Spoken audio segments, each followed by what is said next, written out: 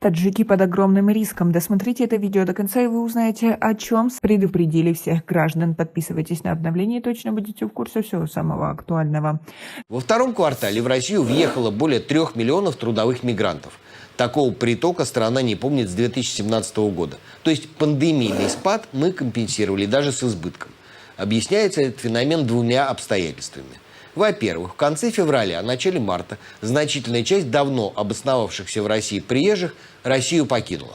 Напугала многих не только война, но и взлетевший почти до 200 рублей курс доллара, проблемы с покупкой валюты и ее переводом на родину. В мае-июне большинство уехавших вернулись. Более того, вслед за ними потянулись новые. Основная масса – выходцы из двух стран. Почти половина – из Узбекистана, еще 30% – из Таджикистана. Министерство внутренних дел России предупредило об угрозе эскалации конфликтов с мигрантами на территории страны.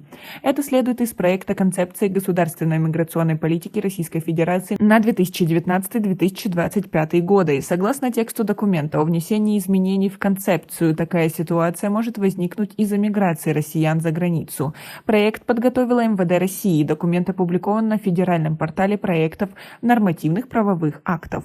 В 2022 году под влиянием изменившихся социально-экономических условий усилился миграционный отток за рубеж населения России. На этом фоне прогрессирующий процесс замещения иностранными гражданами естественной и миграционной убыли населения страны формирует в отдельных субъектах Российской Федерации риски обострения социальных конфликтов, сказано в документах. А как вы думаете, на фоне всего произошедшего и того, что все больше таджиков уезжает в Россию, будет ли больше конфликтов между местным населением и прибывшими? Напишите нам, пожалуйста, свои мысли в комментарии.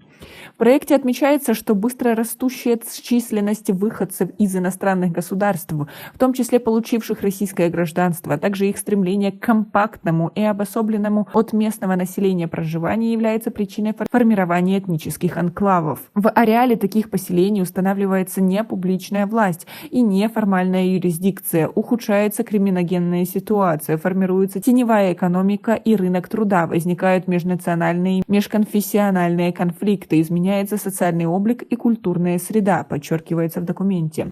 В связи с сложившейся ситуацией в ведомстве заявили о необходимости принять дополнительные меры по созданию привлекательных финансовых, налоговых, социальных и других механизмов сохранения человеческого капитала, снижения оттока граждан за рубеж. Также в МВД считают нужным совершенствовать механизмы адаптации и интеграции мигрантов и их несовершеннолетних детей, в том числе получивших российское гражданство.